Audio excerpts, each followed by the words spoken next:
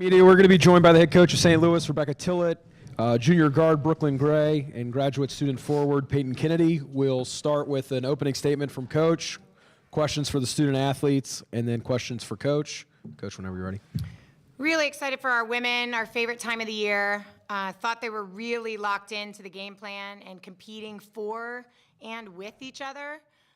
Defensive effort and intensity. You know, UMass took the lead, which not everyone may remember at the beginning. They had the lead for a good amount of the first quarter, and that was something that we had to fight through because they had a big lead on us at home. So we keep saying that we think our path right now is to teach us these lessons and to check and see if we've learned. And I thought our women demonstrated over and over again today in most categories that we've learned a lot of lessons together. Questions for the student athletes? For Brooklyn and Peyton, you guys really started to build on that momentum that you started off building on in the second quarter, brought it out in the third quarter. What was the message at halftime, and how do you continue that momentum throughout the rest of the game? Yeah, I think our emphasis in halftime was extend, keep doing what we're doing, just like we did last game, relying on each other, infusing confidence in one another, and making those big plays, coming out those dagger plays. It's just super exciting, and it just keeps us rolling, making sure we're in the right defensive positions, make sure our defense fuels our offense. And we're just putting the foot on the gas. Chris Powell, Couch Coach Live. Congratulations on the win, Peyton in Brooklyn. Brooklyn, your thoughts on, you had a dominant performance today, 30 points on 12 to 17 shooting. What was your mindset offensively, and how did you take advantage of UMass's defense? My mindset was to win. And whatever my team needed me to do, I was willing to do that today. Whether it was defend, whether it was score, which it happened to be, whether it was rebound, my team needed me to do that. And it helps when you have a team that constantly infuses confidence in you and never lets you sit in your mistakes and your sorrows. So that is what happened today. Daniel Frank from A10 Talk.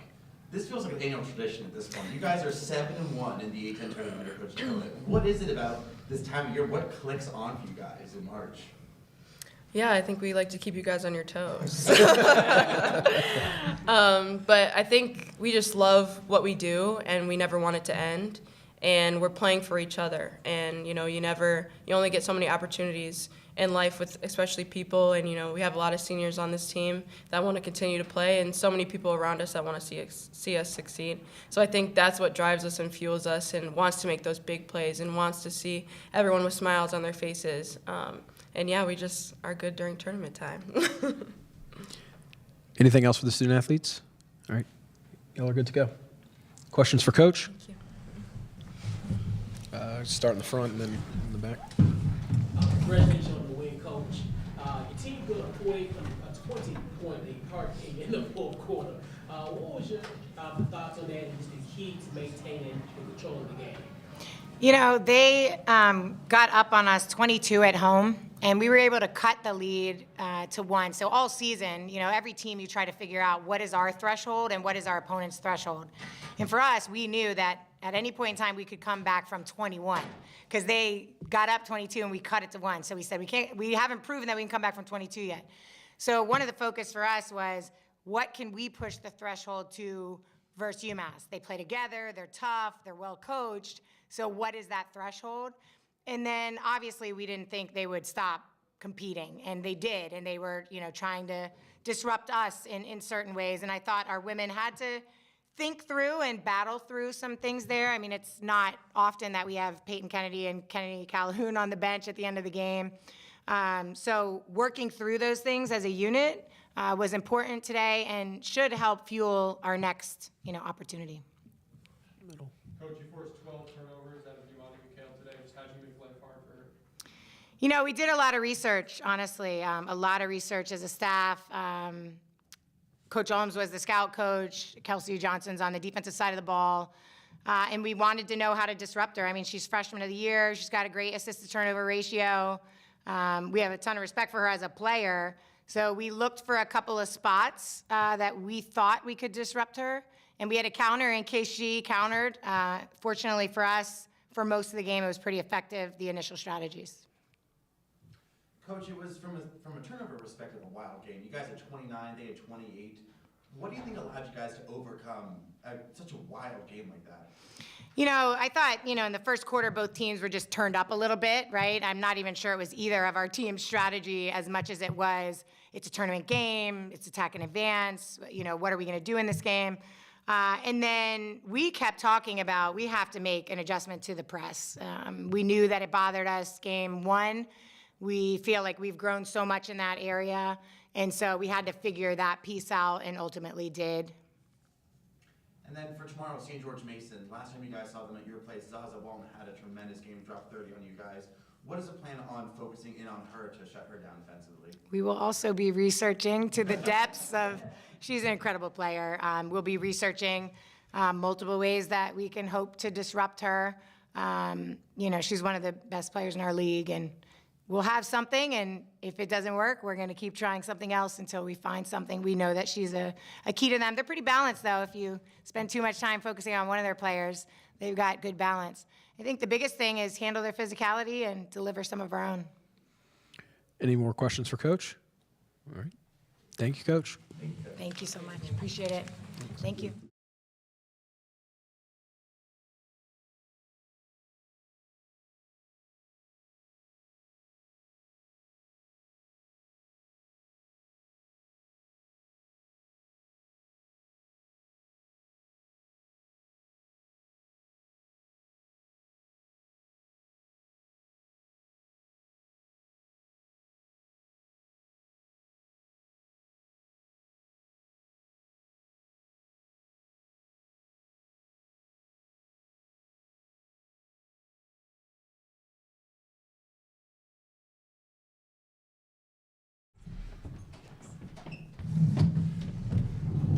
Good, how are you?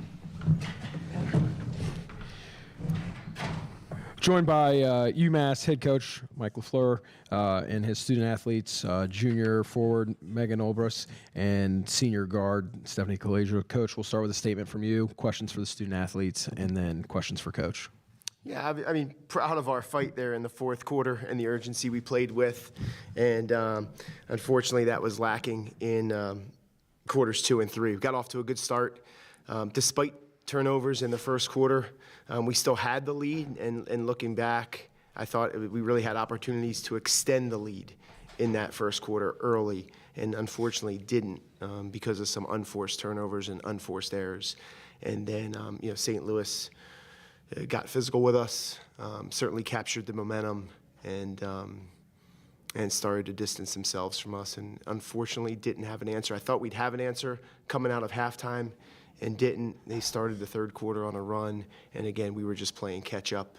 And again, happy with the urgency we played with there down the stretch, but unfortunately, it was just too little too late for us today. Questions for the student athletes? In the middle. Steph, when you look back, I know you're UMass career now, what are the things you cherish the most? Probably just the memories and the friends and the relationships that I've built over the past 4.5 years. It definitely was a long time, but it was a good time, so I'll definitely remember it for the rest of my life. Megan, for you, Daniel's your A10 top. What about playing St. Louis, especially this time of year, just makes them so difficult? I mean, you saw on the floor. They're great. They're really aggressive. They came out pretty hot, so it's either you try. They just played a great game. That's all I gotta say. Anything else for the student athletes? In the back. That fourth quarter there, you guys scored 25 points. How did you guys kind of come together as a team and really fight back and show that resilience there? A lot in our huddles was we were saying, we have nothing to lose here. We just got to give it our all. We have however many minutes left, and we got to feel good about the way that we ended the game. Anything else for the student athletes? Megan and Stephanie, you're good to go. Questions for Coach? In the middle. Thanks, guys. So similar scene to last year, second round of the A10 tournament, but this year has had a lot of different changes than last year. Can you talk a little bit about that, your game, your players, the team chemistry? Yeah, again, and I've done it multiple times this year, so proud of our group. I think we, again, as a group, reached our potential this year, and every year, 22nd year in coaching, and I always want our teams, at any time, no matter what role I had on staff, to become the best team that they can be. And I think we did that, and that's a tribute to the 13 young women in the locker room. And, you know, I talked about Steph's legacy, that she'll leave. She was a big part of that. You know, the people, the personalities, the character, the chemistry, those things changed in the last 365 days. You know, Steph stayed the same, but she was a big part of helping us do that, and Mackenzie as well. So I'm really proud of our group. And, you know, we've just showed a lot of toughness and fight this entire year, and they've been a joy to coach and really great people to be around. And I think I counted yesterday, it was like our 88th practice. And, man, I've really enjoyed walking into the gym for 86 or 87 of them, which is pretty rare these days. So a really good group, really proud of our progress. But I also know, you know, we have much higher goals in our future. And when you have a group that, again, if we can have a great group returning, you can start to reference this year and where we needed to improve and when thinking about the future and pushing our goals forward. Coach, I guess it's kind of the elephant in the room. UMass women's basketball just played their last game in the Atlantic 10. What are the emotions that are going through you right now about that? Honestly, my emotions are more because of Steph, you know, maybe playing her last game in a UMass uniform and us bowing out in this tournament a lot sooner than I thought we would. You know, that's where my emotions are. It's more about that than what's ahead for us. In the middle. Coach, not a ton of tournament experience on the team besides Steph, so how much do you think that played a part in today's game? I don't know if it was tournament experience that hurt us. You know, I just think because we got off to a good start. You know, and I think when St. Louis picked up their defensive pressure and their physicality, for whatever reason, we just kind of shied away. And I tried to talk about that and address that at halftime. And being down 6, you know, we're right there. And again, we're just hitting that gas pedal and weren't responding. And in the end, it was too little too late. So I think, you know, less to do with tournament experience. You know, I think more to do with just getting outplayed today. There's one in the back. In the A-10, just to see the response from your team after scoring 6 points in the second and 7 in the third, and then to come back and score 25 and make it a single-digit game there in the fourth. What's it like to see that as a coach, to see that buy-in from the team and commitment? Yeah, I mean, honestly, expected, to be honest with you. I was waiting for it in the second quarter and third quarter. So, again, there's lessons to be learned from this game. You know, we're not going to teach them or learn them tonight, but, you know, hopefully we're able to reference, you know, what happened tonight to the group moving forward in the near future.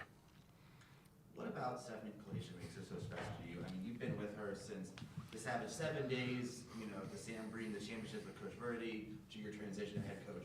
What does she mean to you? What is her legacy, you think, for this program? I think, you know, her legacy, and she said it herself on her senior day. You know, when she came here in her, she left her senior year of high school early because of COVID and their season had stopped. And I think those first year and a half, you know, she just talked about being on the team. And these are her words, you know, not mine. But, you know, now she is the team. You know, and she understands, and especially transitioning last year over the summer, she and I talked a lot, like the responsibility she feels day in and day out for every single person on the team, for how we approach practice. So I think just the buy-in of that is what you really, like, I want all our players to feel that, you know, when they leave. And her consistency. You know, I knew who she was going to be every single day, you know, walking through the doors at practice. And I think she set that example for our team.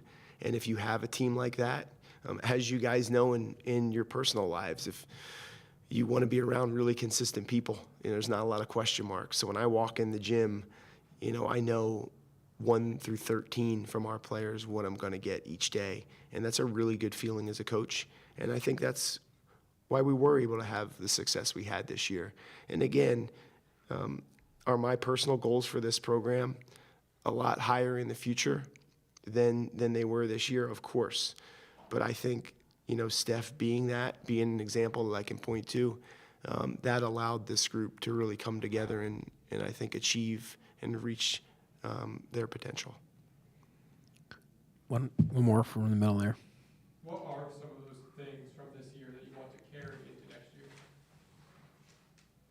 Well, I think the way we played defensively, I think we were able to be really adaptable, and we threw a lot of different defenses, coverages at our opponents, kept them off balance. I think our team embracing that, I would like for that.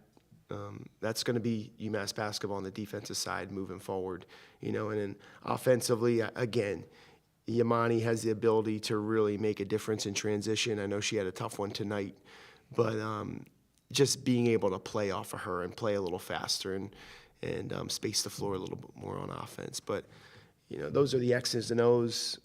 Our competitiveness, how much we stuck together this year. We played in a lot of close games, and I was just really proud of our fight throughout the entire year, and I hope those are constants as well. Thanks, Coach. Thanks, guys. Appreciate it.